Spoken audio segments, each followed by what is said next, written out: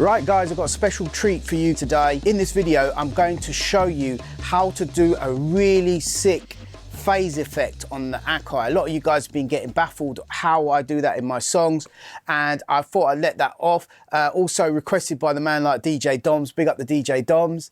A shout to you, mate, for putting this one in the comments. Guys, whatever videos you want to see, please put them in the comments down below and I will make sure to get round to doing it. So without further ado, let's get into this tutorial. So guys, the phase effect is put together by duplicating two key groups, which will give you a kind of an analog type phase. Now the thing is, with the Akai samplers and analog gear in general, you tend to find that it's a lot more unique to doing it on, say, a normal DAW, because with a normal DAW it's all digital and you don't necessarily get the organic randomization as you do on hardware samplers. Now, yeah, okay, you could probably put some sort of randomizing plugin on it, I get it, and some sort of analog plugin. Guys, if you do that, comment down below, let me know how you do it. Some of you digital guys who are banging to your digital stuff as well as your analog, etc. Yeah, let's have a discussion about how, you know, analog versus digital and warmth and stuff, and let's see how you do what you do.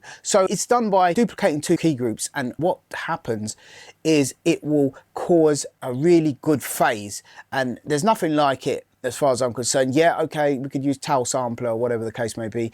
And I'm going to do a tutorial, guys. Smash the like button if you want to see a tutorial on Akai Sampler versus S1000, because I reckon that would be a cool one. Anyway, let's get into it. Okay guys, I've got a key group in the Akai S1000. The same rules would apply for an Akai whatever series sampler. It's all about key groups. Now you set your key group up as you would. So you go to sample, I've got an Amon here playing, right? And I've got that assigned to C2. So I'm going to give that a play real quick.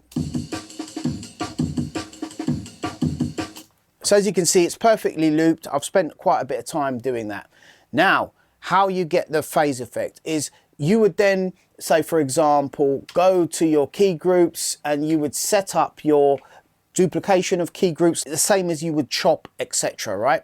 So say for example now, you wanted to add another key group to that, right? So you would go to there, you would go to plus, and that would do the duplicate that you're looking for. Now you've also got to make sure that your sampler's got polyphony on. Once that polyphony is on, you'll find that this will work perfectly. Now listen to the difference.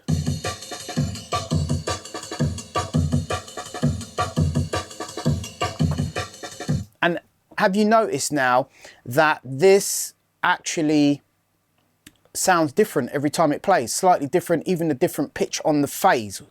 Pay attention once again.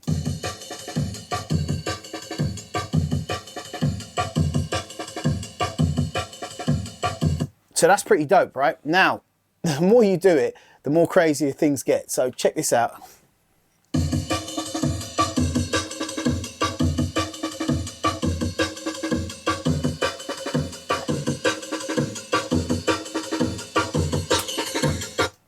And that's pretty much it, guys. That effect was sort of stumbled upon while I was working, had the beat playing, and obviously you can do a lot more with it. First of all, cut up your snares. Every time you do like a snare, just add an additional one in there. You could then copy that tone program and call it phase drum and just call up that one when you're doing your mix, etc. I hope that makes sense for you guys and you've got something out of the video. Guys, if you like these type of videos, you want to see more, smash that like button, folks, and you'll be signaling me that you want to see more videos like this. And obviously all my videos with the most likes, I'll always be doing follow-ups of them. So I hope you enjoyed it. Take care. God bless. Until the next one. Peace out.